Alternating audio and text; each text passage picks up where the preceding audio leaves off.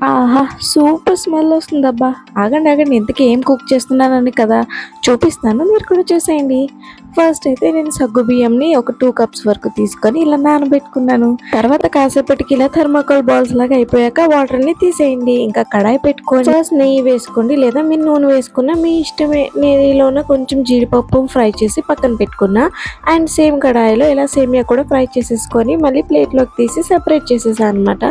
ఇంకా అందులోనే నేను 2 కప్స్ వరకు తీసుకున్నా కాబట్టి దానికి ఒక 4 కప్స్ వరకు మిల్క్ అంటే 1 లీటర్ మిల్క్ యాడ్ చేసుకున్నాను అనమాట. ఇంకా అందులోనే మనం నానబెట్టుకున్న సగ్గుబియ్యం, ఫ్రై చేసుకున్న సేమియాలు కూడా వేసేసి కొంచెం ఇలాచీ దంచేసి వేసేసా అనమాట. అండ్ షుగర్ అయితే మీకు సరిపడా క్వాంటిటీ మీరు వేసుకోండి. నేనైతే ముప్పావు కప్పు వరకు వేసుకున్నాను. ఒకవేళ సరిపోకపోతే మళ్ళీ వేసుకుంటాను. నాకు కలపడానికి ఇబ్బంది అవుతుందనేసి తపాలైతే మార్చేసాను అనమాట. ఇంక ఇందులో పెట్టాక నా స్వీట్ సేమియా అయితే రెడీ అయిపోయింది. లాస్ట్‌కి నేను మా ఫ్రెండ్స్‌కి ఇవ్వడానికి కూడా బాక్సెస్‌లో ఆల్రెడీ సర్దేశా. ఇంక టేస్ట్ చూసినప్పటికైతే నాకైతే చాలా నచ్చింది. సగ్గుబియ్యం పాయసం నేను చేసుకొని తినడం అయితే ఇదే ఫస్ట్ టైమ్. మీరు కూడా తప్పకుండా ట్రై చేయండి. అండ్ అలాగే సబ్స్క్రైబ్ చేసుకోండి.